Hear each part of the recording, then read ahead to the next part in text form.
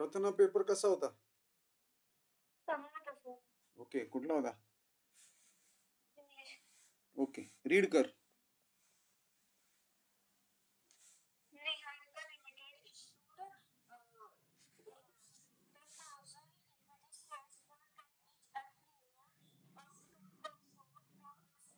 थांब थांब थांब. सो नीट रीड करून केलाय पहिला पार्ट. नीट रीड करून ठेवा, नीट लक्ष द्या.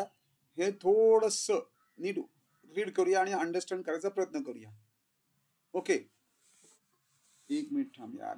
क्या यार, रीड आते रहते यार.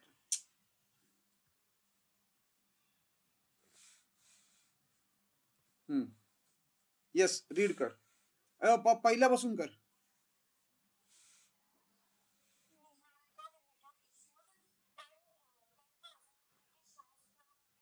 Of rupees.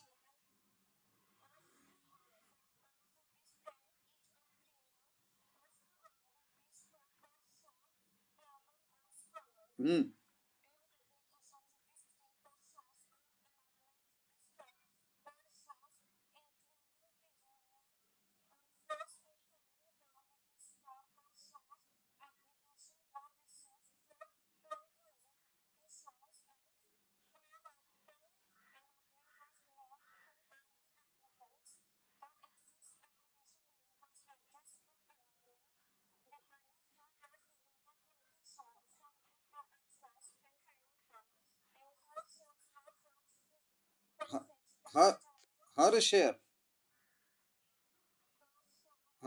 Well profited limited. चलो, ऑल राईट.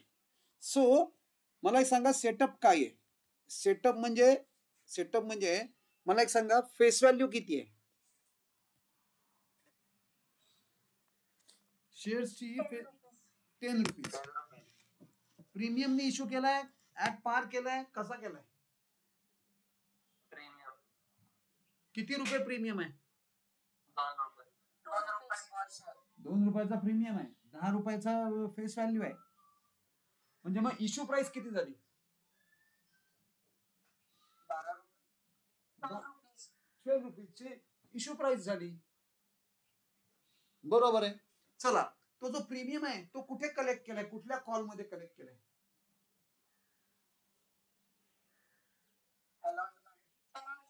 अलॉटमेंटला कलेक्ट केलाय. ओके. ऍक्टिव्हिटीज किती आहेत? How many activities are there?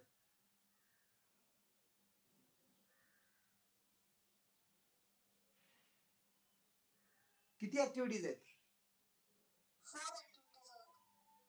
चला, सगळ्यांनी सांगा, मला सांगा. सगळ्यांचं म्हणणं 4 ऍक्टिव्हिटीज आहेत. सगळ्यांचं म्हणणं 4 ऍक्टिव्हिटीज आहेत का?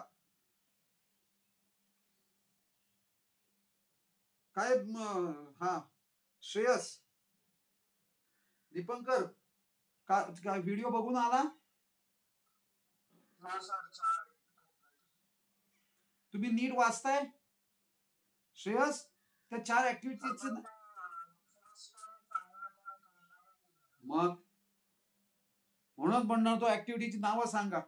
अरे, पहिला आणि शेवटचा कॉल याचा अर्थ काय? त्या फर्स्ट अँड फायनल याचा अर्थ काय? पहिला आणि शेवटचा कॉल. म्हणजे त्याच्या पुढे कॉल्सच केलेले नाहीत. आणि तुम्ही कुठली ऍक्टिव्हिटी काढताय? फर्स्ट आणि फायनल असे 2 वेगळे कॉल्स नाही आहेत. जो फर्स्ट कॉल आहे तोच फायनल कॉल आहे. कळलं का मिनिंग त्याचं?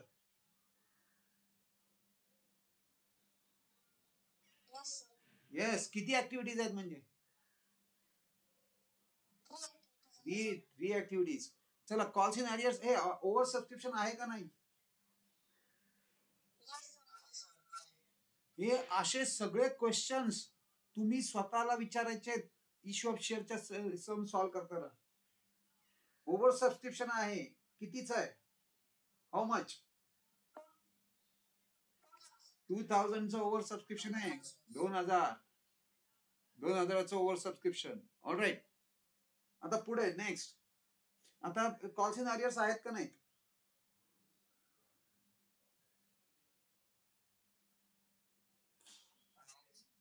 आहेत आहेत किती किती कॉल्स किती कॉल्स अरियर्स मध्ये आहेत म्हणजे नंबर ऑफ कॉल्स म्हणजे एकच कॉल फॉर फ्युचर आहे का नाही? Good good. चला चला मी आता एक 2 मिनिटं तुम्हाला देणार आहे. आपली नेहमीची कस्टमरी हे वर्किंग नोट तुम्ही सगळ्यांनी बनवायचे आणि then we will check it. चला वर्किंग नोट बनवायला घ्या. पहिली वर्किंग नोट बघूया तुम्ही काय करताय, कितपत घरी बघून आलाय. आपण जी वर्किंग नोट बनवतो ती वर्किंग नोट तुम्हाला बनवायची आहे पहिले.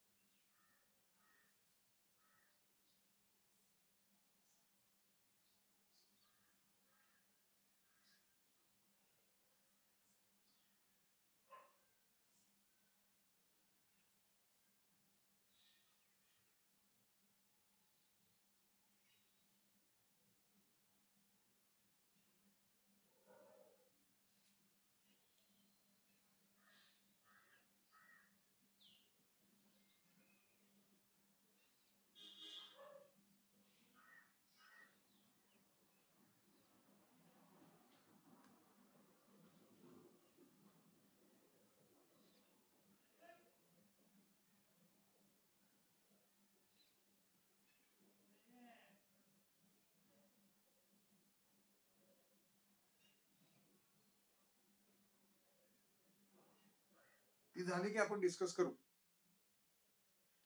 झाली की मला सांगा.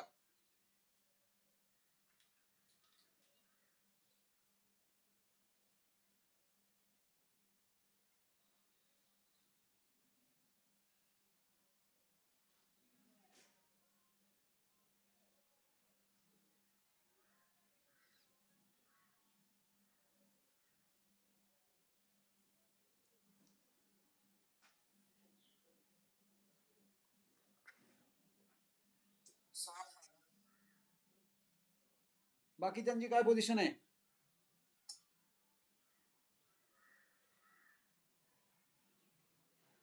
झालंय का?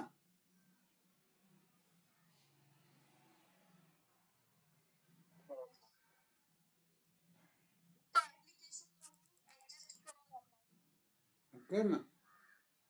झालं नाही ना? झालं की सांग.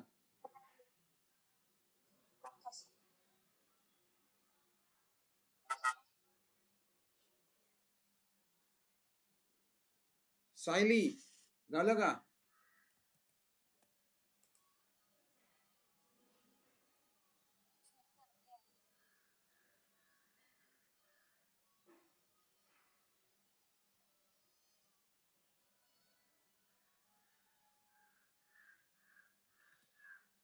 दीपंकर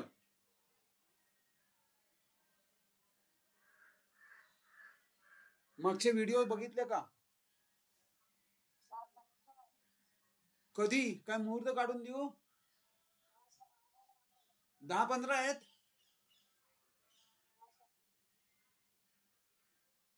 मॅक्झिमम 4 असतील आणि 20-20, 25-25 मिनिटाचे व्हिडिओज आहेत. तू अजून बघितलेलं नाही याचा अर्थ नाही का याला काय अर्थच नाही. तू मागेच पडत राहणार. हे तुमचं कनेक्टिव्हिटीचं पाहिजे असेल आदल्या मधला कुठलाही बघू नका. सिरियली एक एक एक एक एक एक बघत या तर तुम्हाला काहीतरी कनेक्टिव्हिटी लागेल.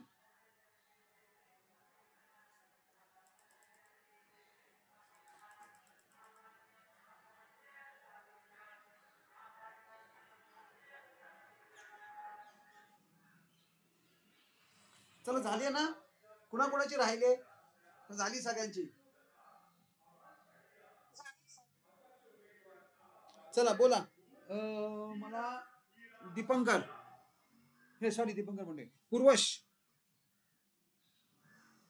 ऍप्लिकेशन मनी रिसिव्ह किती आहे तुझ्या वर्किंग नोट प्रमाणे?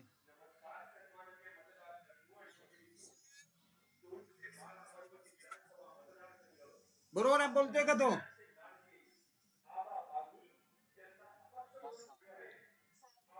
श्रेयस सई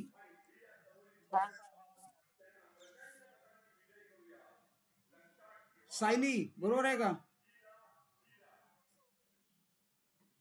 मग चला दीपंकर, हे सॉरी, हा दीपंकरलाच खरं विचारायला हवंय, पण एनिवे चला. अवंतिका पहिली एंट्री सांग.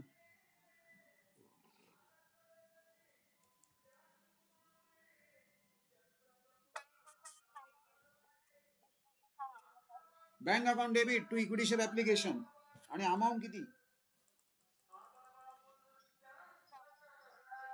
36,000. 36,000.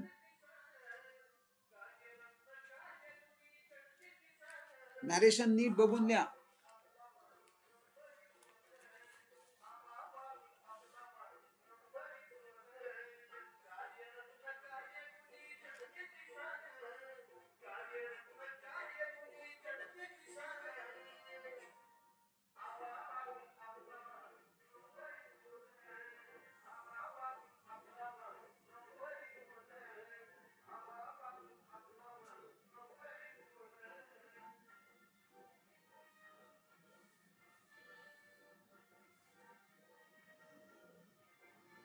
Bank account debit to equity share application account. चला याची सेकंड एंट्री. हा पूर्वश.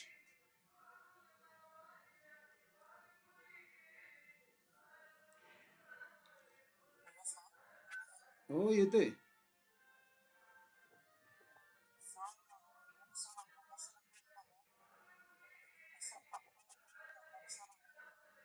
Equity share application account debit to equity share capital to equity share allotment.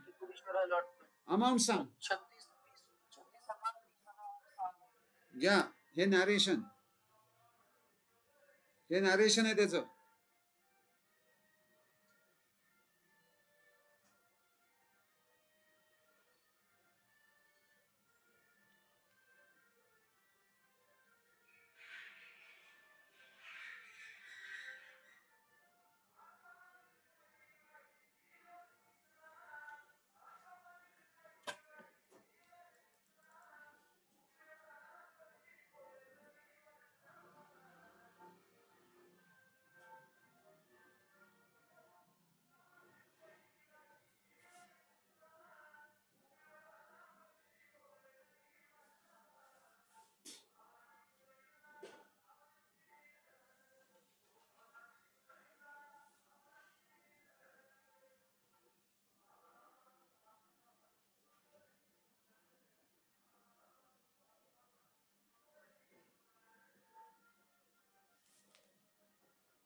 Aishwarya काय करते? जाऊन येतेस? मला जरा फोटो पाठव ना. बर बर. चला आता पुढचं ऍप्लिकेशनचं हे झालेलं आहे, बरोबर आहे. ऍप्लिकेशनच्या दोन्ही एंट्री संपल्या. आता पुढची अलॉटमेंट. आदित्य, अचल, तुमच्यापैकी दोघांनी सांगायचंय. अचल तू बघितलंय का सगळं? एंटर जमायला लागल्यात का? थोड्या. आदित्य तुझी काय पोझिशन आहे?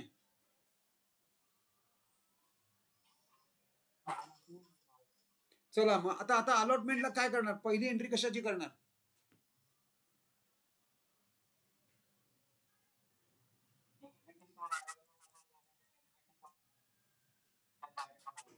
Equity share allotment to equity share capital. Entry बरोबर आहे का त्याची? का काय राहतंय? काय रे? प्रीमियम आदित्य, प्रीमियम राहतोय का ना? सो ओनली फक्त काय करायचे ह्याच्यामध्ये अलॉटमेंटच्या केसमध्ये अलॉटमेंट अलॉंग विथ प्रीमियम आहे आदित्य. घ्या, equity share allotment account debit to equity share capital to share premium. पण मला एक हवंय तुमच्याकडनं की अलॉटमेंटचे 5 रुपये आहेत, आणि त्याचं बायफर्केशन कसं आहे? या 5 मध्ये प्रीमियम किती आहे? प्रीमियम 2 रुपये. 2 रुपये. म्हणजे ऍप्लिकेशन कॉल कॉल 5 रुपयाचा आहे, त्यात प्रीमियम 2 रुपये. म्हणजे मग हा सॉरी अलॉटमेंट. म्हणजे मग अलॉटमेंट मनी कितीच आहेत? 3 रुपये. 3 रुपये. म्हणजे अलॉटमेंट मनी आहे ते आपले शेअर कॅपिटलला जाणार. ते जे अलॉटमेंट मनी आहे ते आपले शेअर कॅपिटलला जाणार. प्रीमियमला जाणार. आणि हा कॉल आहे. अशी ती एंट्री होणार. का आदित्य, कळली का एंट्री? नीट नॅरेशन व्यवस्थित रीड करा आणि त्याप्रमाणे लिहून काढा पहिले पाहिजे तर.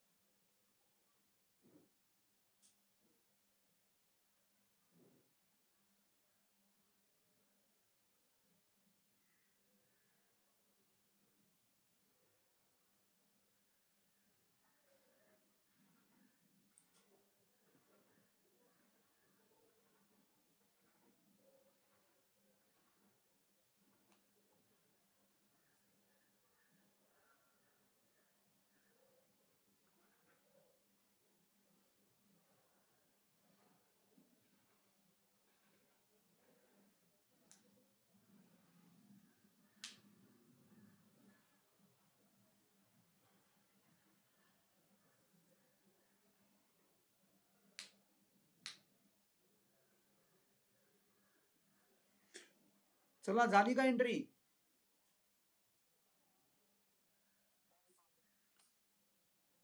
एंट्री लिहून झाली का सगळ्यांची? ते फक्त तुम्ही हे दोघंच बोलतायत कायम.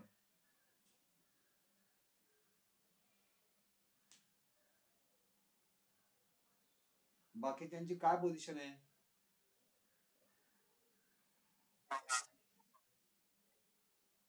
चला, अलॉटमेंटची ड्यूची एंट्री झाली. आदित्य, आता याच्या पुढची एंट्री सांग का कुठली असते?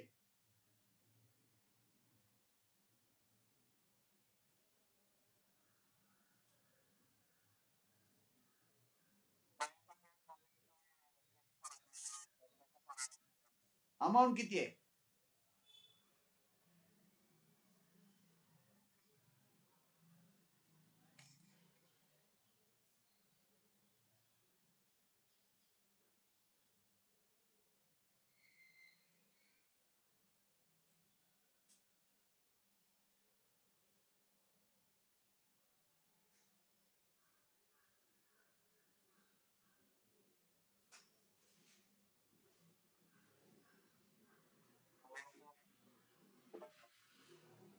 अमाऊंट, चला हेल्प करा त्याला अमाऊंट साठी.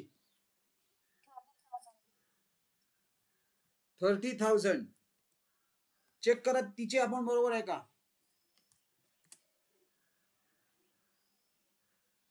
कुठून काढले का 30,000? कुठून काढले?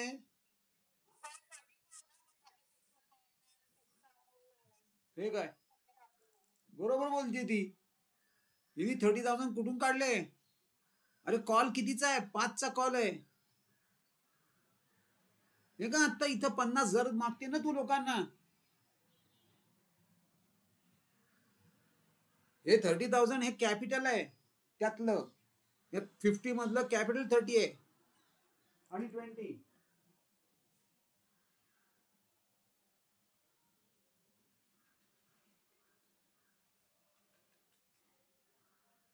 30 आणि 20. 50 मधलं 30, 20 आहे.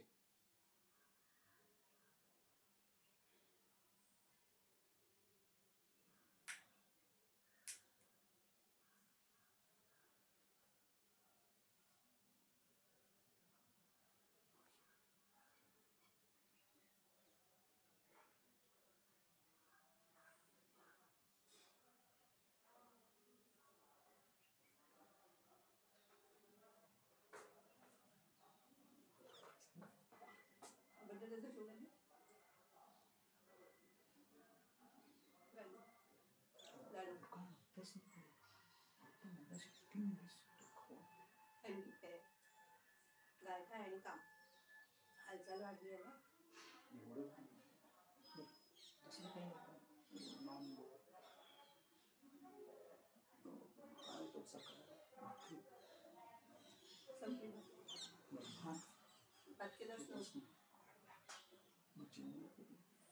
चला पुढची एंट्री करा. अलॉटमेंटच्या दोन्ही एंट्री झालेल्या आहेत. आता एकच कॉल आहे, ड्यू करायचं आहे.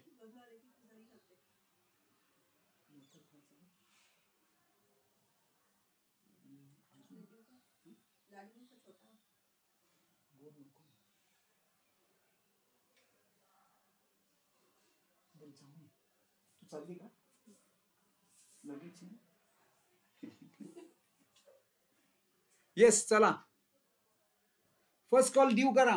फर्स्ट आणि फायनल कॉल. कोण सांगते एंट्री? श्रेयस.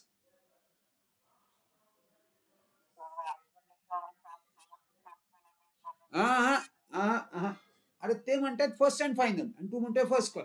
म्हणजे तू परत फायनल कॉल करणार आहे का?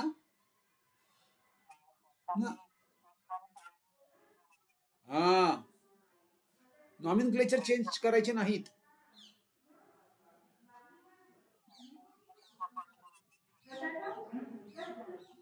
$40,000 काढले कसे?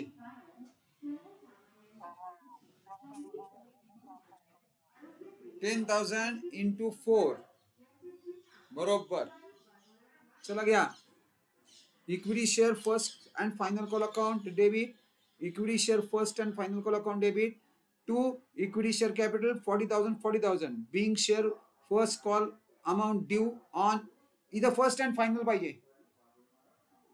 First and final call amount due on 10,000 shares at a rate of 4.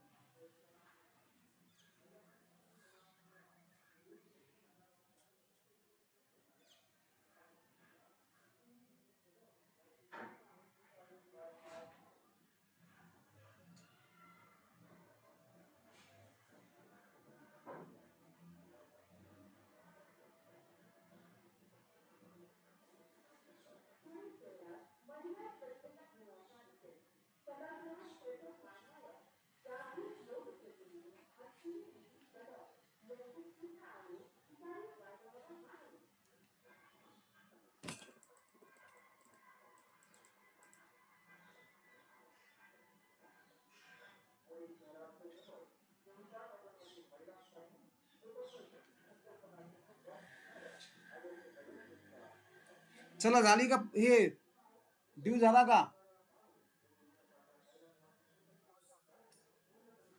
आता त्याच्या पुढचं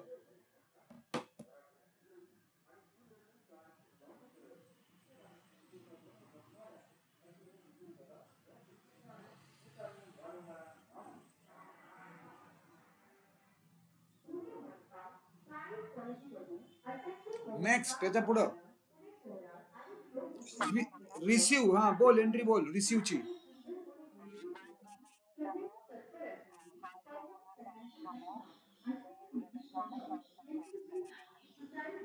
bank account debit 39,920. Calls in arrears account 80. बर कॅल्क्युलेट कसे केले? 39,980 कॅल्क्युलेट कसे केले? सॉरी, पहिले 80 कसे कॅल्क्युलेट केले? Calls in arrears 20 number of shares. दीपालीकडे 20 शेअर्स आहेत आणि तिने कुठला कॉल नाही दिलेला? हा, शेवटचा ₹4 वाले. सो 20 into 4 याला कॉल्स इन अरियर्स म्हणणार. Money which is not paid on the calls are called as calls in arrears. म्हणजे ज्या कॉल्सवर पैसे दिलेले नाहीत ते कॉल्स इन अरियर्स आहेत. 20 into 4 ₹80. परफेक्ट. मग टोटल कॉल कितीचा आहे? आत्ता आपण केलं ना, टोटल कॉल आहे ₹40,000. त्यातले 80 आले नाहीत, 80 आले नाहीत, म्हणजे बाकी सगळे आले. म्हणजे मी काय केलं? उलट कॅल्क्युलेशन केलं. 40 मधनं 80 मायनस केले म्हणजे 39,920 येतात. लिहा, एंट्री लिहून टाका.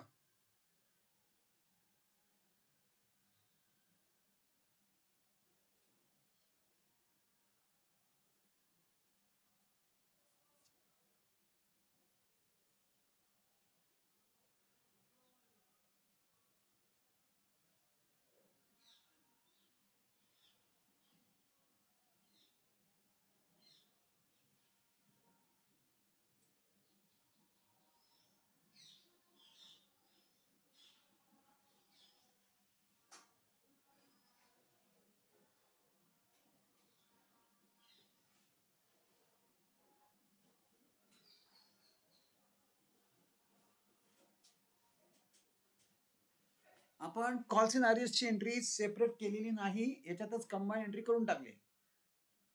तुम्हाला जर कॉल सिनारियो सेपरेट एंट्री जर सोपी जात असेल तर तशी केली तरी चालेल.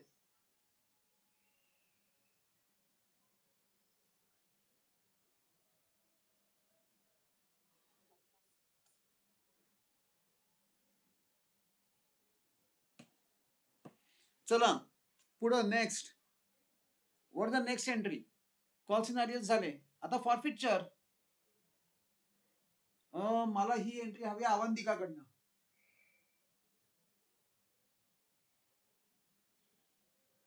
सईकडनं नाही. तू सगळ्या तुला असं विचारतो मी पहिले या काय म्हणतात बघू दे. Sai, equity share capital account debit, share premium account debit, to calls in arrears to share forfeiture. आता अमाऊंट सकट सांग.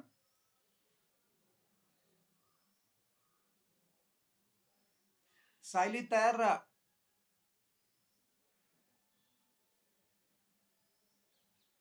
यश बोल.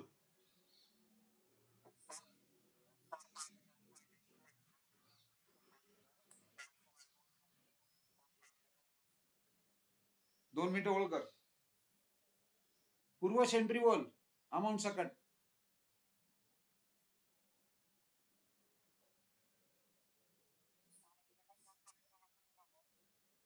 अमाऊंट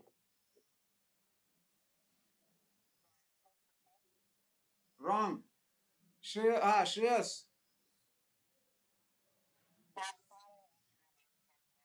ये 240.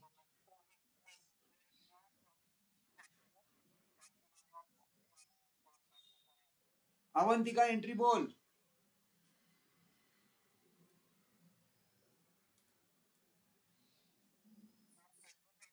दोन मिनिट थांब आता. सही. Amounts. No amounts no marks. Amount नसतील. क्लिअर कट इन्स्ट्रक्शन आहेत. No amount no marks. Entry जरी बरोबर असेल तरी मार्क्स मिळणार नाहीत कारण तो अमाऊंटच दिलेला नाही. बोल दीपंकर.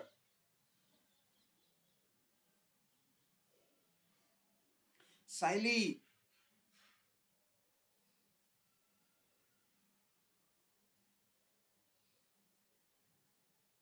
सायली अच्छा एंट्री येणार आहे का?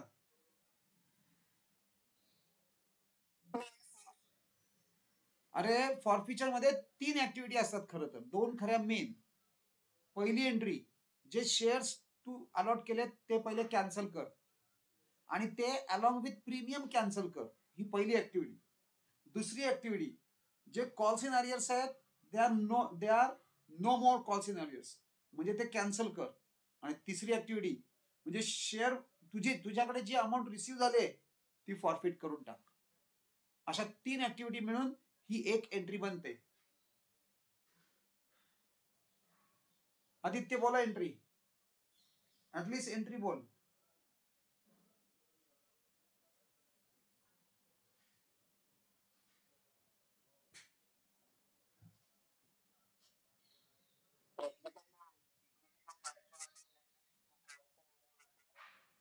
Wrong wrong. तू हे बघ तू काय केलंयस इक्विटी शेअर्स कॅन्सल तर केले पण नॉट अलॉंग विथ प्रीमियम. प्रीमियमनी कॅन्सल नाही केलंय, तुझा प्रीमियम तुझ्याकडेच राहून गेलाय. प्रीमियम पण कॅन्सल कर ना, म्हणजे एंट्री काय करणार. चला फायनल श्रेयस एकदा लास्ट एंट्री सांग सगळ्यांना.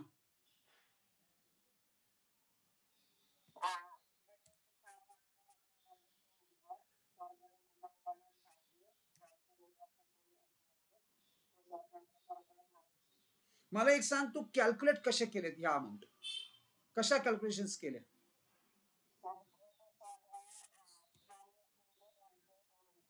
टेन कुठून आणले, टेन काय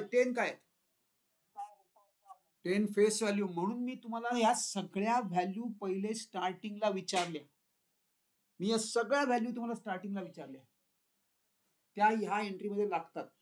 या सगळ्या व्हॅल्यूज आपण स्टार्टिंगला जेव्हा सेटअप डिस्कस केला तेव्हा या, म्हणून मी तुम्हाला विचारल्या. जोपर्यंत तुम्हाला या व्हॅल्यूज आयडेंटिफाय करता येत नाहीयेत तोपर्यंत तुम्हाला ही एंट्री जमणार नाही. त्यामुळे हे आपल्याला कुठल्याही परिस्थितीत नीट लक्ष ठेवून, लक्ष पहिले हे सगळं देऊन करावं लागेल. येस, शेअर कॅपिटल डेबिट होणार फेस व्हॅल्यूनी. पुढं प्रीमियम, प्रीमियम किती आहे 2 रुपये, आणि नंबर ऑफ शेअर्स फॉरफिटेड किती आहे 2 रुपये into number of shares forfeited, म्हणून ते झाले 40. All right. पुढं कॉल्स इन अरियर्स, हे काय वरतीच आता वरती केली एंट्री, ह्याच्या वरती तुम्ही कॉल्स इन अरियर्सची एंट्री केली. किंवा yes 20 shares into 4 rupees. 20 shares forfeited into 4 rupees is calls in arrears. हा, आता शेअर फॉरफिचर कशी काढलीस.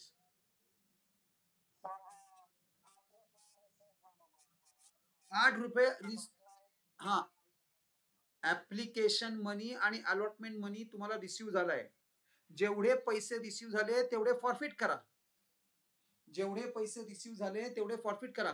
बाय द वे, आज तुम्ही जर बघितलं तर आज मी ती वर्किंग नोट विड्रॉ केली आहे फॉरफिचरची. तुम्हाला पाहिजे असेल तर तुम्ही वर्किंग नोट करत राहा, काही प्रॉब्लेम नाहीये.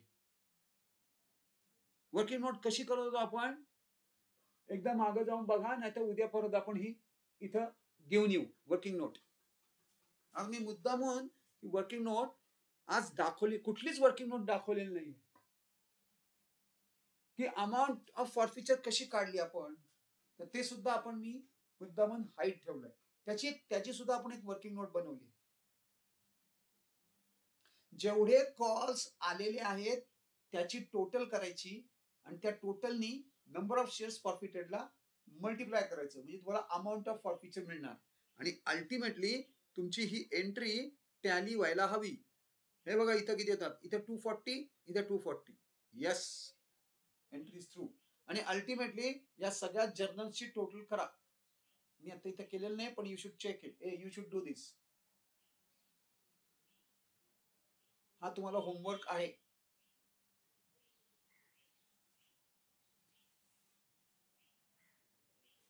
चला, आय होप सगळ्यांची एंट्री झालेली असेल. एंट्री झाल्या का सगळ्या. All right, okay okay. आता वाजलेत किती आज, आपल्याला थोडं काय करूया.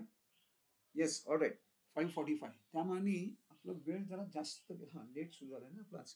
ओके, मग आता काय करायचं आहे, आपण काय करूया, व्हॉट वी विल डू, हा सम जो आहे ना ह्याचा स्क्रीनशॉट घ्या, या समचा स्क्रीनशॉट घ्या. सगळ्यांनी समचा स्क्रीनशॉट घ्यायचा आहे.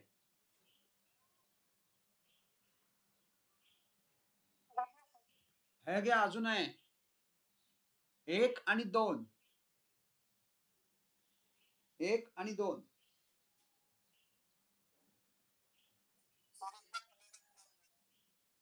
हे घ्या,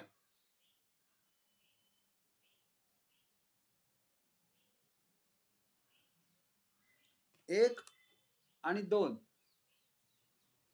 बर, आता काय करायचंय, फक्त आपण डिस्कस करणार इथं थोडस पहिला इनिशियल पार्ट, आणि बाकीचा सम तुम्ही घरी सॉल्व्ह करून आणायचं आहे. बघूया उद्या तुम्हाला किती जणांना हा जमतोय कम्प्लीट करायला. Let us C.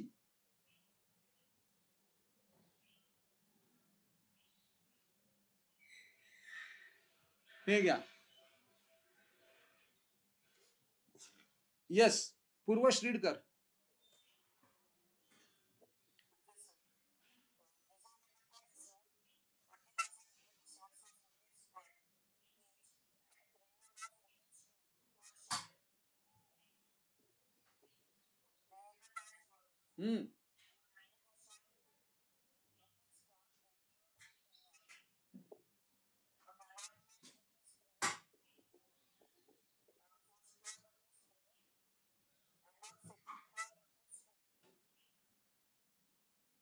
किती ऍक्टिव्हिटीज आहेत इथे? चार ऍक्टिव्हिटीज. आता तुम्हाला समजायला लागलं ऍक्टिव्हिटीज काय प्रकार आहे. 4 ऍक्टिव्हिटीज आहेत. प्रीमियम आहे का? किती रुपये? फेस व्हॅल्यू किती आहे? 10 रुपये. ती कुठे लागते आपल्याला? फेस व्हॅल्यू कुठे लागते? फॉर फीचरच्या वेळेला फेस व्हॅल्यू लागते, म्हणून तुम्हाला विचारतोय मी. ती तुम्हाला फॉर फीचरच्या वेळेला लागणार आहे. चला, ओव्हर सबस्क्रिप्शन आहे, अंडर सबस्क्रिप्शन आहे? ओव्हर सबस्क्रिप्शन आहे. कंटिन्यू कर.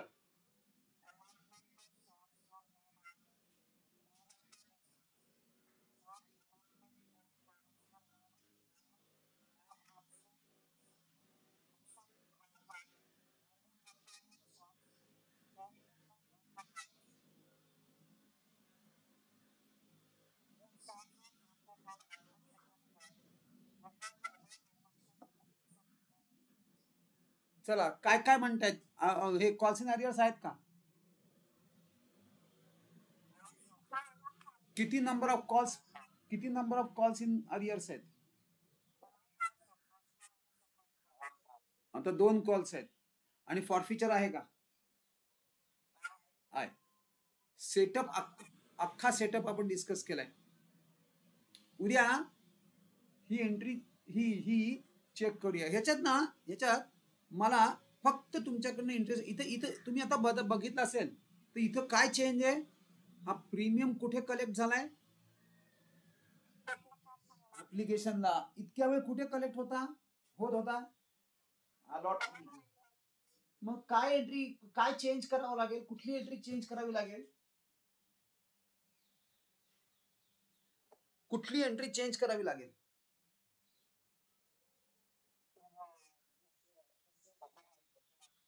रिसिव्हची एंट्री चेक करावी लागेल पहिली.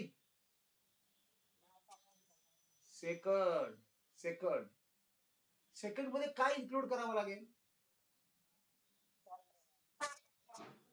मग एंट्री काय होईल?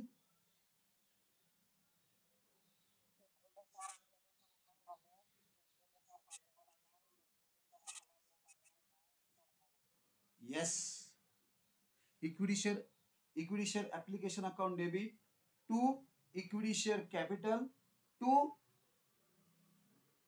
काय equity share allotment to equity share premium. अशा 3 क्रेडिट्स येणार आहेत त्यामध्ये. Absolutely correct. चला, उद्या घरी ट्राय करा हे.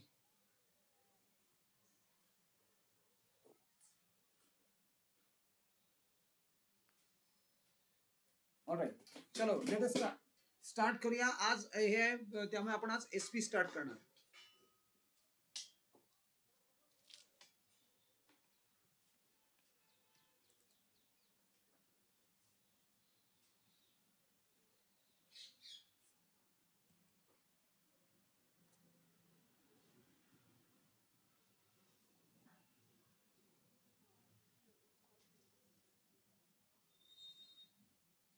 चला, मागच्या वेळेला आपण लेटर्स वर होतो. We were on letters.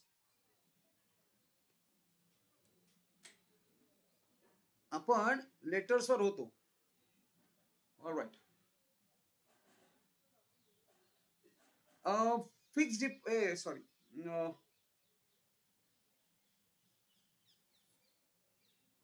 Deposit holders.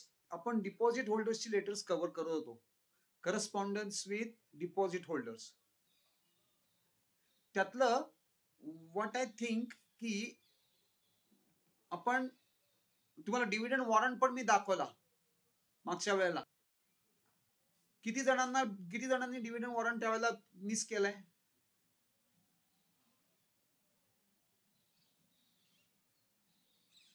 Hello, yes बोला. डिव्हिडंड वॉरंट बघायचंय का? हे दाखवू का परत एकदा?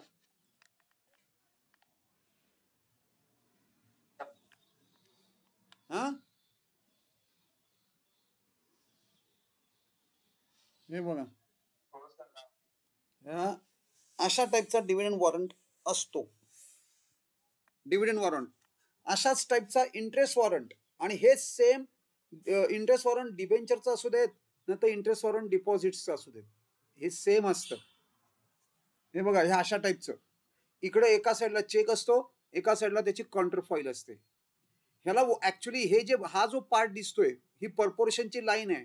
तुम्ही काय करायचंय, हे असं तुम्हाला येतं बेसिकली, असा येतो, असा फक्त मध्ये फोल्ड करून येतो. तुम्ही काय करायचं असतं, ही जी मधली लाईन आहे इथं हा चेक फाडायचा असतो आणि चेक बँकेत भरून टाकायचा आणि हे तुमच्याकडे ठेवायचंय. ह्याच्यावरती तुम्हाला कॅल्क्युलेशन्स करून दिलेली असतात ही सगळी.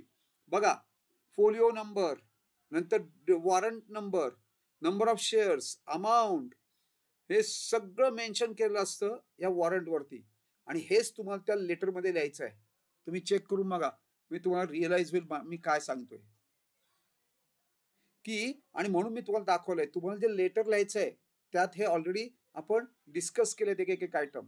डिव्हिडंड वॉरंटच्या मध्ये तर केलंच आहे, शिवाय इंटरेस्टच्या केसमध्ये पण केलंय. सो हा डिव्हिडंड वॉरंट आहे आणि हे शेअर सर्टिफिकेट आहे. हे बघा, कम्प्लीट मोठं शेअर सर्टिफिकेट आहे. हे शेअर सर्टिफिकेट आहे.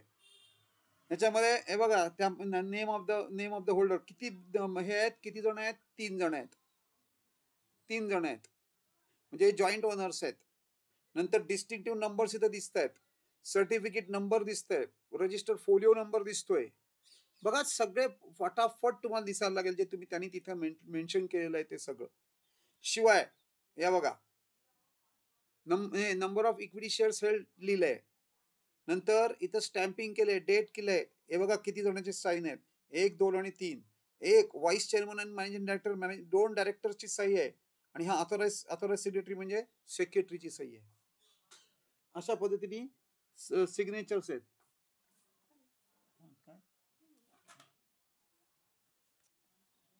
सो चेक करा. ऑलराईट, चलो आता बुक मध्ये, हे बुक कडे जाऊया आपण. मागच्या वेळेला घ्या, हे बघा, we have covered up to this part. आपल्याला आपण हे बेचा केला होता डिव्हिडंड वॉरंटचा जो सॉरी इंटरेस्ट वॉरंटचे जे आपण इंटरेस्ट पे करणार आहोत डिपॉझिट होल्डर्सना, तेवढं आपण कव्हर केलं होतं अप टू दिस. हे बघा, पेमेंट थ्रू इंटरेस्ट वॉरंट. आता पुढचं लेटर करायचं आपल्याला, payment of interest through electronic mode. Electronic mode through जे पेमेंट आहे त्याचं आपल्याला कव्हरेज करायचं आहे. Payment of interest on fixed deposit electronically through ECS और NEFT. चला, येस, रीड करायला सांगूया. अवंतिकाला आहे का, गेले?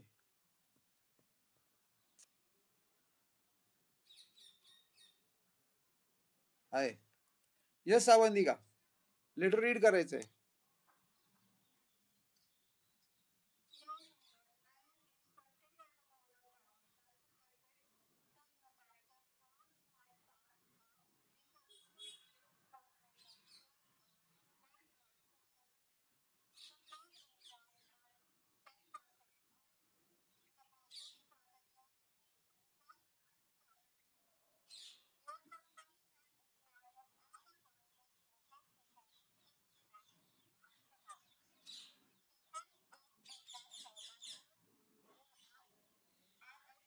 बस, हे डिटेल्स त्यांनी दिलेले आहेत. बघा आधी पहिला पार्ट काय आहे. एक तर इलेक्ट्रॉनिकली तुम्ही त्या तुमच्या डिपॉझिट होल्डरला इंटरेस्ट पे करताय, म्हणजे डायरेक्टली त्याच्या बँक अकाउंटमध्ये इंटरेस्ट जमा होणार आहे. मग त्या केसमध्ये तुम्ही इथं डिव्हिडंड वॉरंट प्रिंट करणार नाही. तुम्ही डिव्हिडंड वॉरंट प्रिंट न करता त्याला डायरेक्टली तुम्ही त्याच्या बँक अकाउंटमध्ये पैसे जमा करून टाकणार. जर डिव्हिडंड वॉरंट प्रिंट झालं नसेल तर मग तुम्ही डिव्हिडंड वॉरंट त्याला देणार नाही का? देणार. कसं देणार? ईमेल वरती. त्याच्या ईमेलवर आपण काय करणार आहोत, आपण त्याला एक PDF फॉर्म मध्ये त्याला डिव्हिडंड वॉरंट पाठवून देणार ईमेल वरती. आणि त्याला बेसिकली इन्फॉर्मेशन काय करणार आहे की बोर्ड ऑफ डायरेक्टरनी इन्स्ट्रक्ट केलेलं आहे तुम्हाला. तुम्ही सेक्रेटरी आहात, तुम्हाला बोर्ड ऑफ डायरेक्टरचं तुम्ही हे सगळं जे करताय हे कुणाच्या सांगण्यावरनं, कुणाच्या इन्स्ट्रक्शन्सवरनं करताय, तर you are doing it on the instructions of board of directors. काय इन्स्ट्रक्ट केलं त्यांनी तुम्हाला की या सगळ्यांना इंटरेस्ट देऊन टाका. किती टक्क्यांनी इंटरेस्ट द्यायचा आहे? 10%. कधीपर्यंत इंटरेस्ट द्यायचा आहे? 31 मार्च पर्यंत. हे बघ इथं. आणि हे कधी ठरलं तर बोर्ड ऑफ डायरेक्टर्सच्या मीटिंगमध्ये ठरलं. बोर्ड ऑफ डायरेक्टर्सची मीटिंग कधी हेल्ड झाली? 12 मार्चला. हा पहिला पॅराग्राफ आहे. दुसरा पॅराग्राफ ॲश्युरन्स द्यायचा आहे. तुम्ही सेक्रेटरी आहात, तुमच्या डिपॉझिट होल्डर्सना असा ॲश्युरन्स द्यायचा आहे की सगळ्या प्रोव्हिजन्स कंपनीनी व्यवस्थित फॉलो केलेले आहेत in relation to payment of dividend. अशा पद्धतीने ॲश्युरन्स द्यायचा आहे. नंतर हे सगळे डिटेल्स द्यायचे आहेत. फिक्स डिपॉझिट रिसिट नंबर किती, डिपॉझिटचं अमाऊंट किती, रेट ऑफ इंटरेस्ट किती, ग्रॉस किती, TDS किती, नेट किती, हे सगळं. आणि ह्याच्यातला अजून एक डिव्हिडंड वॉरंटचा जो कॉलम आहे तो इथे येणार नाही. तो payment of dividend through dividend warrant इथे येणार. तो याच्या केसमध्ये येणार आहे. हे बघा, interest warrant, sorry dividend warrant नाही, interest warrant, extremely sorry, interest warrant. डिव्हिडंडच्या केसमध्ये डिव्हिडंड वॉरंट येईल, इंटरेस्टच्या केसमध्ये इंटरेस्ट वॉरंट येतं. All right. अजून एक पॅराग्राफ, कन्क्लुडिंग पॅराग्राफ करायचा आहे. त्याला तुम्हाला इन्स्ट्रक्शन तुम्ही दिल्यात आणि प्लस त्याला काय सांगायचं आहे की काही सर्टन अजून फर्दर इन्स्ट्रक्शन द्यायचे आहेत. येस, कंटिन्यू कर.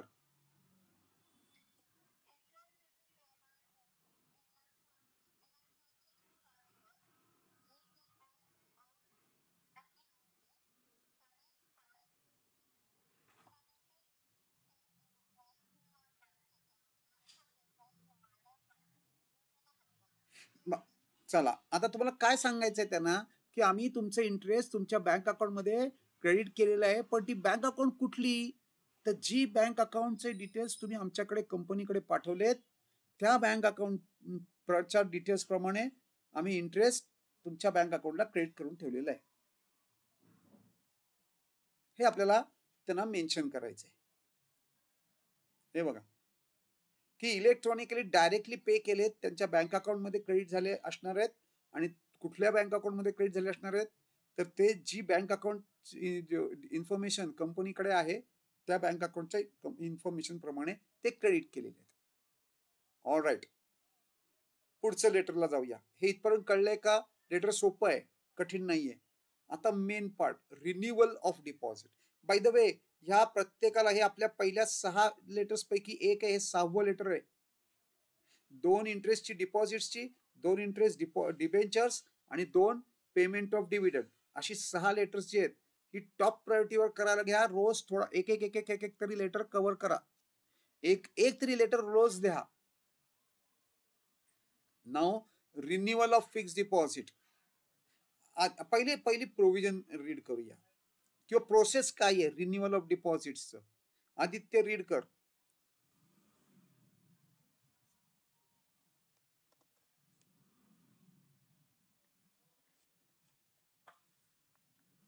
Process the advisor deposit holder continues and no deposit for an additional time period after the completion of the initial time period of investment.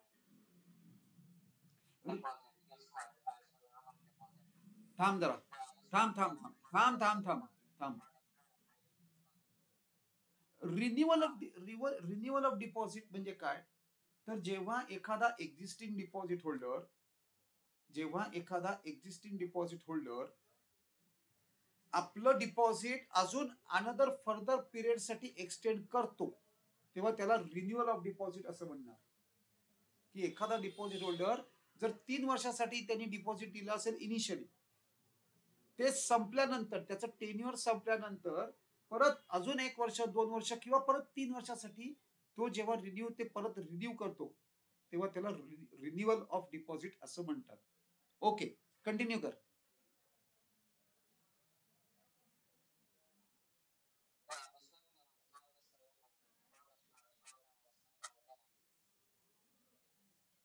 Same असू शकतो किंवा वेगळा असू शकतो.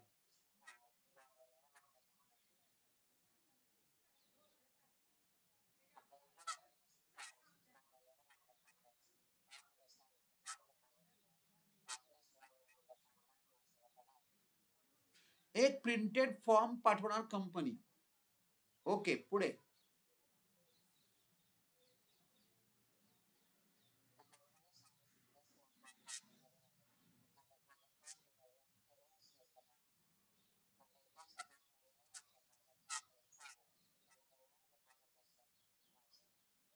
बर, चला आता बघा काय आहे. आता प्रोसेस सांगतो मी तुम्हाला या रिन्युअलची काय आहे. काय करतात कंपनी, काय करतात पहिले जेव्हा त्यांची एक्सपायरी येते फिक्स टर्मची, सपोज 3 वर्षाचं एखाद्या फिक्स डिपॉझिट एखाद्या डिपॉझिट होल्डरनी दिले असतील तर जसजसे टेन्युअर जवळ येतं, जसं टेन्युअर जवळ येतं तसं कंपन्या एक एक डिपॉझिट होल्डरला लेटर पाठवायला सुरुवात करते आणि त्यांना रिमाइंड करते पहिली गोष्ट की ज्यांना रिन्यू करायचं असेल त्यांनी काय करायचंय, एक ऍप्लिकेशन रिन्युअलसाठी एक नवीन ऍप्लिकेशन पाठवलं जातं. शिवाय त्यांना असं सांगितलं जातं की ह्या ऍप्लिकेशन बरोबर तुमच्याकडे जे ओरिजिनल फिक्स डिपॉझिट रिसीट आहे ती पण या ऍप्लिकेशन बरोबर जोडायचे, ओरिजिनल डिपॉझिट, आणि हे ऍप्लिकेशन साइन करून पाठवून द्यायचंय सो दॅट काय करता येऊ शकेल, तर सो दॅट या डिपॉझिटला रिन्यू करता येऊ शकेल. ही टोटल प्रोसेस आहे, ही ओव्हरऑल प्रोसेस आहे की काय की एक ऍप्लिकेशन नवीन new fresh application fix deposit होल्डरनी प्रोव्हाइड करायचं आहे. त्याच्याच बरोबर जुनी रिसीट जी आहे ती पण पाठवून द्यायची. मग आता कंपनी काय करणार, कंपनी त्यांचं हे ऍप्लिकेशन आणि ही जुनी आलेली रिसीट एकदा चेक करणार आणि बोर्ड ऑफ डायरेक्टर्स समोर, बोर्ड ऑफ डायरेक्टर्स पुढे ती त्यांच्या अप्रुव्हलसाठी ठेवून देणार. बोर्ड ऑफ डायरेक्टर्सनी अप्रुव्हल दिलं की नवीन रिसीट प्रिंट करणार, नवीन फिक्स डिपॉझिट रिसीट प्रिंट करणार आणि ती नवीन फिक्स डिपॉझिट रिसीट आणि हे लेटर, हे जे तुम्ही आता लेटर लिहिताय ते लेटर, या लेटरला नवीन फिक्स डिपॉझिट रिसीट अटॅच करणार आणि हे त्याला तुम्ही पाठवून देणार. ही प्रोसेस आहे रिन्युअल ऑफ डिपॉझिट. बर, या लेटरला 3 स्टार्स आहेत, मार्क करून ठेवा. 3 स्टार आहेत, 3 स्टार. ओके, आदित्य अख्खं लेटर पण रीड करायचंय सब्जेक्ट पासून.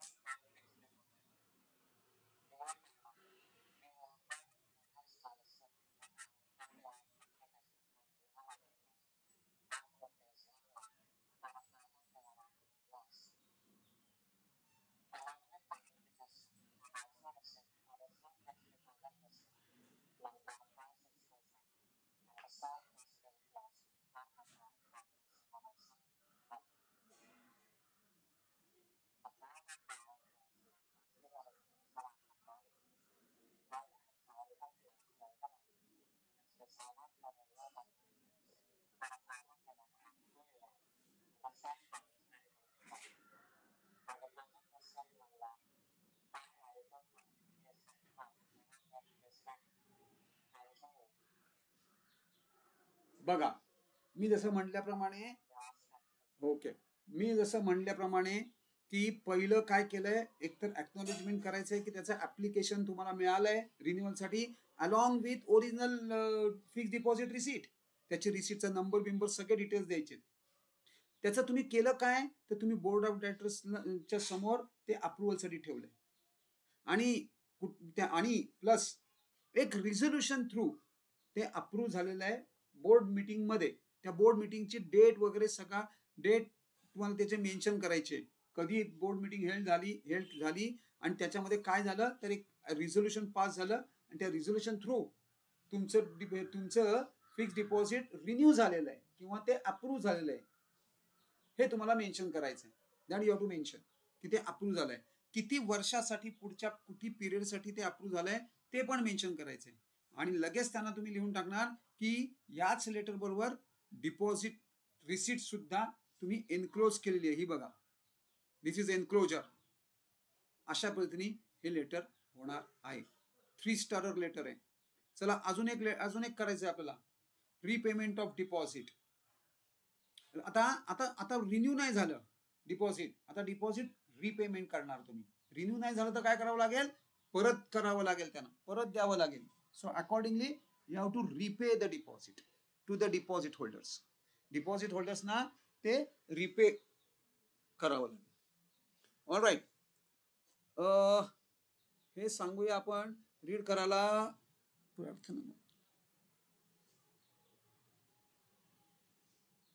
आतिशला रीड करा, रिपेमेंट ऑफ डिपॉझिट.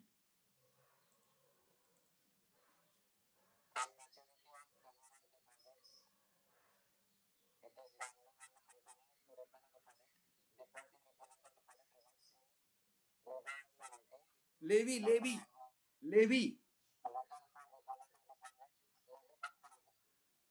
ऐश्वर्या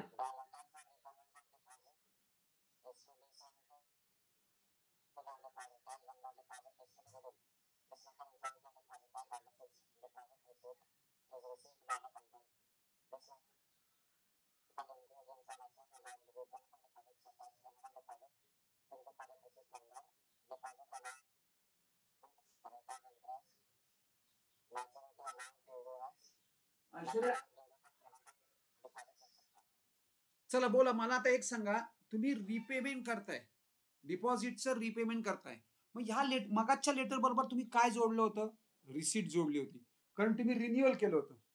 ह्याच्याबरोबर तुम्ही काय करताय, रिपेमेंट करताय. मग ह्या लेटर बरोबर काय जोडणार, अलॉंग विथ दिस लेटर काय तुम्ही हे करणार याच्या लेटर बरोबर, बोला कसं करणार रिपेमेंट, काय आतिश?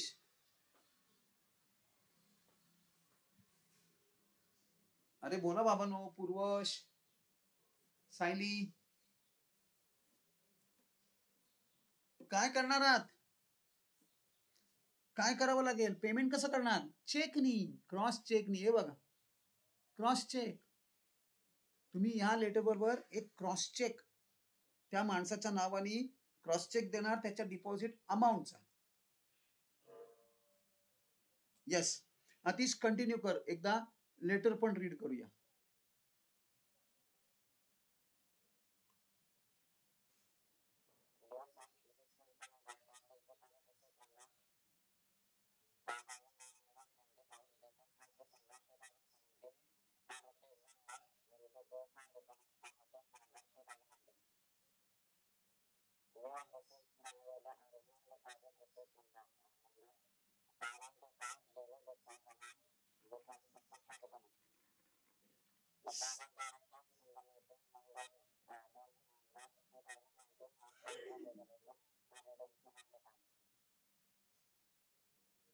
थांब जरा. सो बघा सेम प्रोसेस आहे, प्रोसेस सेम आहे. ओरिजिनल रिसीट पहिले त्याच्याकडनं घेऊन टाकणार आणि त्याला चेक देऊन टाकणार त्याचा डिपॉझिटचा, बस हीच प्रोसेस आहे. त्याप्रमाणे तुम्ही काय केलंय की तुम्ही पहिले त्याला हे सांगून टाकलं की एक तर तुझं ड्यू होतं, या तारखेला ड्यू होतं, त्याप्रमाणे तुझी फिक्स डिपॉझिट रिसीट आपल्याला मिळालेली आहे, आम्ही ती प्रोसेस करतोय. आणि त्याच्याच अगेन्स्टमध्ये आपल्याला काय सांगायचं त्याला की झालेलं असल्यामुळे, आणि एक रिझोल्युशन पास झालंय कुठल्या मीटिंगमध्ये, बोर्ड ऑफ डायरेक्टर्सच्या मीटिंगमध्ये, ज्या डेटला हेल्ड झाली त्या डेटला, आणि त्याप्रमाणे तुम्हाला आता त्याचे सगळे डिटेल्स मात्र तुम्हाला द्यायचे भरपूर. हे बघा, हे एवढे डिटेल्स द्यायचे, हे एवढे डिटेल्स तुम्हाला द्यायचे त्याला. आणि नेक्स्ट याच्याच बरोबर पुढे काय आहे, येस, लास्टचा पॅराग्राफ, त्याच्यामध्ये तुम्हाला त्या चेकचा इन्फॉर्मेशन त्याच्यामध्ये मेन्शन करायची आहे. ती कशी लिहायची असते बघा, चेकची इन्फॉर्मेशन कशी लिहायची. येस अतिश, रीड कर.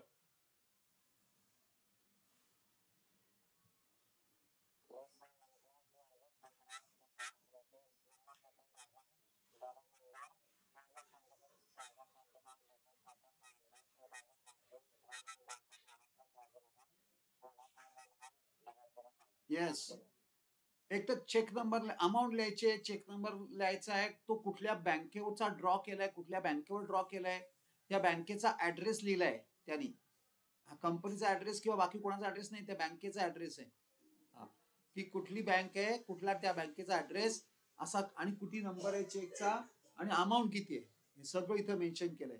आणि इथं बघा, आता इथं टीडीएस अमाऊंट आलेली आहे. आतापर्यंत कधीही टीडीएस अमाऊंट नव्हती, या लेटर मध्ये टीडीएस ची अमाऊंट आहे. म्हणून मी तुम्हाला म्हणतोय की हे ऍज इट इज लिहून टाका, जसं आहे तसं तयार करा आणि लिहून टाका, तिथे लिहून द्या.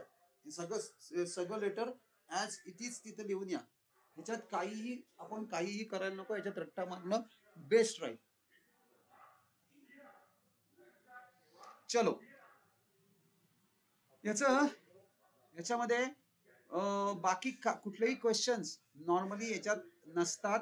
एक तर ह्याच्यात जस्टिफाय, हे दोन हे कॉमन आहेत, प्रिकॉशन्स काय घ्यायचे आहेत आणि कुठली सर्कमस्टन्सेस आहेत, हीच दोन जस्टिफिकेशन तिन्ही चॅप्टर मध्ये होते, 6, 7 आणि 8. या तिन्ही चॅप्टर्स मध्ये आपण हीच जस्टिफिकेशन्स आहेत. पुढचं याच्यात 5 लेटर्स आहेत, हे बघा 1 to 5, म्हणजे जवळपास ज्या आत्ताची जी लेटर्स होती तीच सगळी लेटर्स इथं आहेत. यापैकी कुठलं तरी एक लेटर येण्याची शक्यता खूप आहे. टोटल 4 लेटर्स येणार, त्यातली 2 तुम्हाला लिहायचे आहेत. चलो मुव्हिंग ऑन, पुढच्या ह्याला जाऊया. Depository system. डिपॉझिटरी सिस्टीम काय आहे? मग बाय द वे या लेटर्स मध्ये तुम्हाला कोणाला काही आहे का इश्यूज?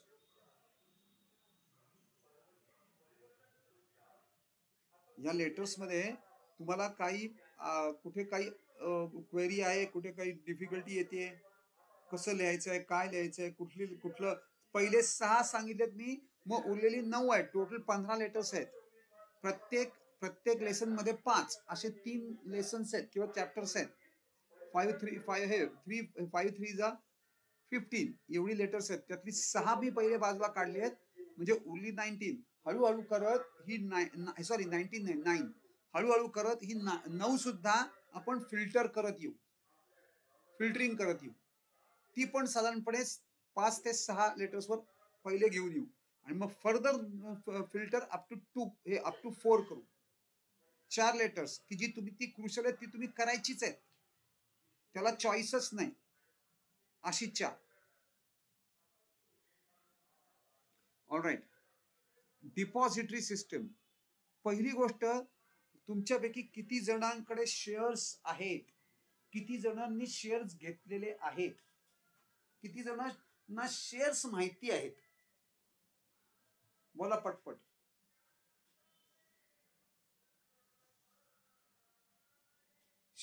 तुमच्यापैकी किती जणांच्या पेरेंट्सकडे शेअर्स आहेत, पेरेंट्सनी शेअर्स घेतलेले आहेत?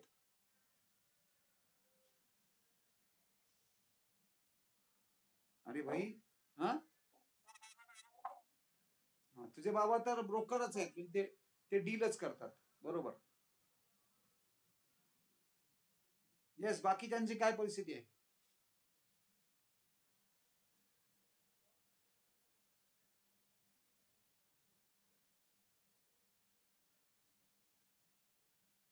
चला मी का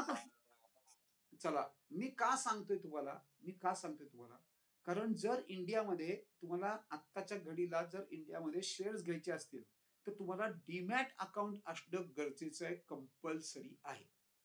मग हे डीमॅट अकाउंट म्हणजे काय असतं?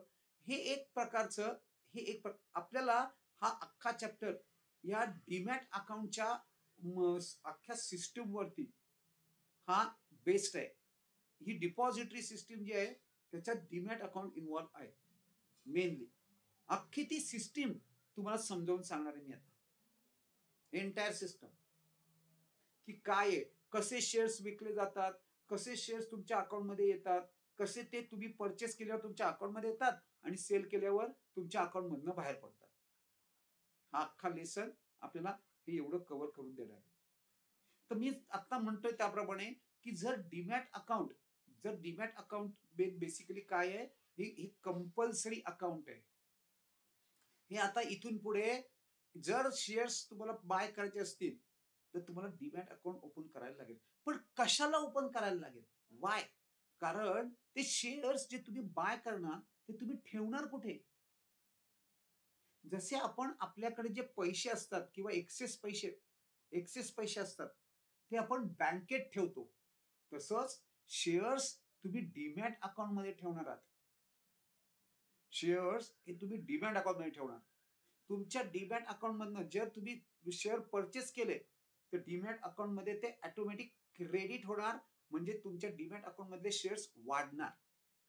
आणि जर तुम्ही शेअर्स विकलेत तर तुमच्या डीमॅट अकाउंट मधनं ते मायनस म्हणजे कमी होणार, म्हणजे ऑटोमॅटिक ते कमी होणार, म्हणजेच डेबिट होणार डीमॅट अकाउंट मध्ये. आणि हे सगळंच्या सगळं ऑटोमॅटिक होणार, कुणालाही काहीही करण्याची गरज नाही. अशा सिस्टीमला डिपॉझिटरी सिस्टीम असं म्हणतात, की ज्याच्यामध्ये ऑटोमॅटिक डीमॅट अकाउंट मधनं शेअर्स परचेस होणार, बाय केले जातात, किंवा हे एखाद्याने बाय केले तर ऑटोमॅटिक त्याच्या अकाउंट मध्ये येतात आणि सेल केल्यानंतर त्याच्या अकाउंट मधनं निघून जातात. नॉट ओनली दिस, फक्त एवढंच नाही तर एखाद्या शेअरवर जर तुम्हाला डिव्हिडंड मिळाला तर बरोबर तुमच्या बँक अकाउंट मध्ये तो जमा होतो. हे सुद्धा ऑटोमॅटिक होतं. जर तुम्हाला शेअर्स बोनस शेअर मिळाले तर तुमच्या डीमॅट मध्ये फ्री ऑफ कॉस्ट मध्ये शेअर्स येऊन दिसायला लागतात. ही जी सगळी सिस्टीम आहे याला डिपॉझिटरी सिस्टीम असं म्हणतात. इंडियामध्ये 2 डिपॉझिटरीज आहेत. बरं, आता या सिस्टीम मध्ये फक्त 2 जण आहेत. या अख्ख्या सिस्टीम मध्ये फक्त 2 जण आहेत. एक आहे डिपॉझिटरी आणि दुसरा आहे डिपॉझिटरी पार्टिसिपंट. एक आहे डिपॉझिटरी आणि दुसरा आहे डिपॉझिटरी पार्टिसिपंट. डिपॉझिटरी ही जी ऑर्गनायझेशन आहे याच्याकडे तुमचं डीमॅट अकाउंट असतं आणि डिपॉझिटरी पार्टिसिपंट कडे तुमचं ट्रेडिंग अकाउंट असतं. म्हणजे जर तुम्हाला शेअर्स मध्ये डील करत असेल तर मिनिमम 2 अकाउंट तुम्हाला काढणं गरजेचं आहे. हा विदाउट डीमॅट अकाउंट फक्त ट्रेडिंग अकाउंट सुद्धा तुम्ही शेअर्स ट्रेड करू शकता, पण होल्ड करू शकत नाही. तुम्हाला जर शेअर्स होल्ड करायचे असतील तुमच्या नावावर तर ते मात्र फक्त डीमॅट अकाउंट मध्येच होणार. ते मात्र डीमॅट अकाउंट मध्येच होणार, दुसऱ्या कुठल्याही अकाउंट मध्ये होणार नाही. सो एखाद्या बँक अकाउंट मध्ये तुम्ही तुमचे शेअर्स नाही होल्ड करू शकत. तिथे तुमचे कॅश किंवा मनी पैसेच होल्ड होणार. तिथं मात्र शेअर्स मात्र तुमचे होल्ड होणार नाहीत. सो डिपॉझिटरी सिस्टीम ही आपल्याला डिटेलमध्ये आपल्याला डिस्कस करायची आहे आणि याच्यावरती क्वेश्चन्स पण येणार. याच्यामध्ये एक सगळ्यात मेन म्हणजे एक डिफरन्स आहे की ज्याच्याशिवाय तुम्ही जायचंच नाहीये एक्झामला, एवढ्या इम्पॉर्टन्स आहे. ह्याच्यामध्ये डिमॅटेरियलायझेशन आणि रिमॅटेरियलायझेशन अशा 2 प्रोसेसेस इथे आपल्याला ह्या चॅप्टर मध्ये कव्हर करायचे. डिमॅटेरियलायझेशन म्हणजे जर एखाद्याकडे शेअर सर्टिफिकेट फॉर्म मध्ये शेअर्स असतील आणि त्याला ते शेअर्स जर डीमॅट मध्ये कन्वर्ट करून हवे असतील तर त्याला डिमॅटेरियलायझेशन असं म्हणतात. आणि बरोबर अपोजिट टू दॅट रिमॅटेरियलायझेशन. रिमॅटेरियलायझेशन म्हणजे एखाद्याकडे जर डीमॅट अकाउंट मध्ये शेअर्स असतील आणि त्याला ते सर्टिफिकेट फॉर्म मध्ये पाहिजे असतील तर ते जे प्रोसेस आहे की म्हणजे ही जी प्रोसेस आहे की ज्याच्या थ्रू डीमॅट मधनं शेअर सर्टिफिकेट फॉर्म मध्ये शेअर्स कन्वर्ट होतात त्याला रिमॅटेरियलायझेशन असं म्हणतात. या दोन्ही प्रोसेसेस पण आपल्याला कव्हर करायच्यात, डिमॅटेरियलायझेशन आणि रिमॅटेरियलायझेशन. एवढं सगळं ह्या पर्टिक्युलर चॅप्टर मध्ये आपल्याला कव्हर करायचं आहे. इंडियामध्ये 2 डिपॉझिटरीज आहेत. एक आहे NSDL आणि दुसरं आहे CDSL. NSDL हे नॅशनल स्टॉक एक्सचेंजशी रिलेटेड आहे आणि CDSL हे मात्र बॉम्बे स्टॉक एक्सचेंज रिलेटेड आहे. येस, चलो आता पहिले इंट्रोडक्शन रीड करूया की काय आहे याच्यामध्ये मेन्शन काय केलंय, काय इंट्रोडक्शन आहे याच्यामध्ये काय इंट्रोडक्शन दिलंय. We will ask Riya to read this. Introduction read कर. Securities can be handled in two modes: A, physical; B, electronic and dematerialized. डिमॅटेरियलाइज नाही, डिमॅटेरियलाइज नाही, नाही नाही नाही, डिमॅटेरियलाइज, डिमॅटेरियलाइज असं ते कन्सेप्ट आहे. त्याचं स्पेलिंग बरोबर आहे, तुझं pronunciation according to spelling is correct. पण म्हणून मी तुम्हाला मुद्दामून सांगतोय ते डिमॅटेरियलायझेशन नाहीये, डिमॅटेरियलायझेशन आहे. म्हणजे डिमॅटीकरण, डिमॅटीकरण म्हणून ते डिमॅट मध्ये टाकायचे आपल्याला. डिमॅट हा मेन वर्ड आहे. ऑलराईट, पुढं कंटिन्यू कर.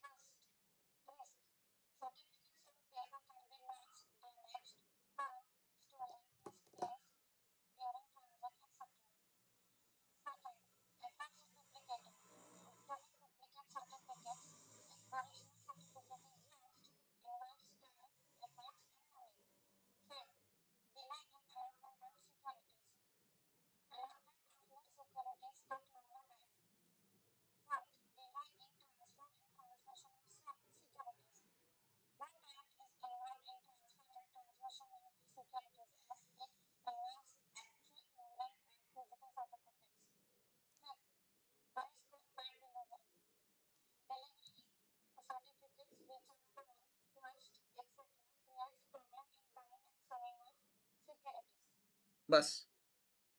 सो बघा, फिजिकल मोड ऑफ होल्डिंग सिक्युरिटीचे काही डिसएडव्हान्टेजेस आहेत. पहिलं एक तर रिस्क आहे. काय रिस्क आहे?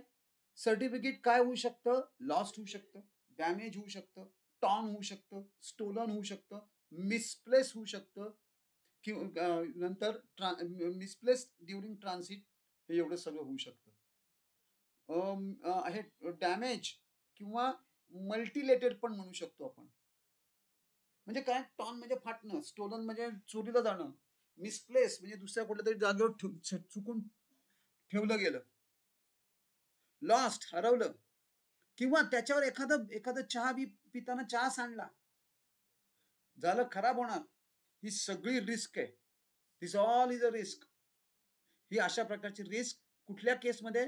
फिजिकल होल्डिंग शेअर्स जेव्हा आपण फिजिकली होल्ड करतो तेव्हा आहे. नंतर एफर्ट्स इन डुप्लिकेटिंग. सपोज ह्यापैकी काहीतरी झालं तर अजून एक प्रॉब्लेम म्हणजे त्याचं डुप्लिकेट बनवा, तो एक प्रॉब्लेम. तिसरं डिले, म्हणजे तुम्ही इथे पहिले जुनं पाठवणार, त्यांच्याकडे डुप्लिकेट करायला लावणार, त्याच्यामध्ये काय 2-4 महिने जाणार, ते अजून ऍडिशनल जाणार, डिले. नंतर delay in transfer and transmission. Physical मध्ये शेअर सर्टिफिकेट तुम्ही कंपनीकडे पाठवणार ट्रान्सफरसाठी, कंपनी ते ट्रान्सफर करणार आणि नंतर परत ज्याने विकत घेतले त्याच्याकडे जाणार, ह्याच्यामध्ये परत वेळ लागणार. It is going to take a hell lot of a time.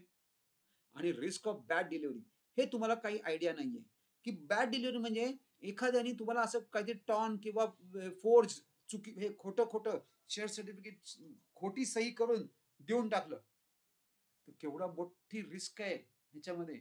म्हणजे बेसिकली काय तर ह्याच्यामध्ये रिस्क म्हणण्यापेक्षा ह्याच्यामध्ये असे फोर्ज सह्या करणे किंवा थोडक्यात फ्रॉड होण्याची शक्यता बऱ्यापैकी आहे. त्यामुळे एवढी मोठी risk physical share certificate held करण्यामध्ये आहे. आता दुसरा पार्ट आहे electronic oblique dematerialise mode of holding securities. आता दुसरा पार्ट आहे electronic oblique dematerialise mode of holding securities. Dematerialise form मध्ये जर शेअर्स होल्ड करायचे असतील तर ते इलेक्ट्रॉनिक मोडमध्ये म्हणजेच डिमेटेरियलाइज फॉर्ममध्ये होल्ड करणार. बस हे एवढंच आहे. आता हे जर करायचं असेल तर पहिले आपल्याला डिपॉझिटरी सिस्टीम अंडरस्टँड करून घ्यावी लागेल की डिपॉझिटरी सिस्टीम काय आहे. All right, meaning of depository system. Depository सिस्टीमची मिनिंग आपण काय करूया. श्रेयस आहे का गेलाय? काय श्रेयस? गेलाच. येस, बाकी सगळे गायब आहेत. ओके. येस सायली, रीड कर. आपण पण व्हॉट वी विल डू, आपण हा पहिला पॅराग्राफ आणि हे इथपर्यंत फक्त कव्हर करू and then we will stop. Read कर.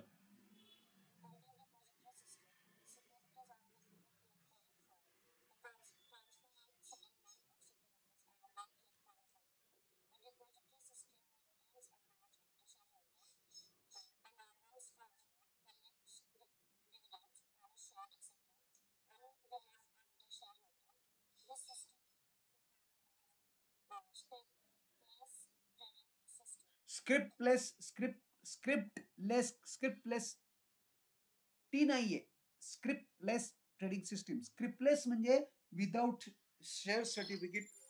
Without share certificate it can be done. Yes, continue कर. हॅलो.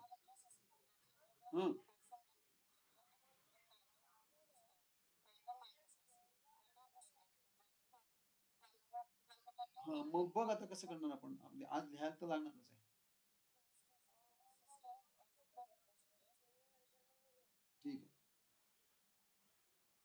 ठीक आहे.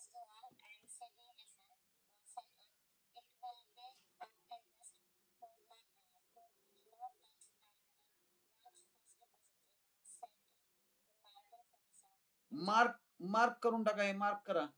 Fill in the blanks.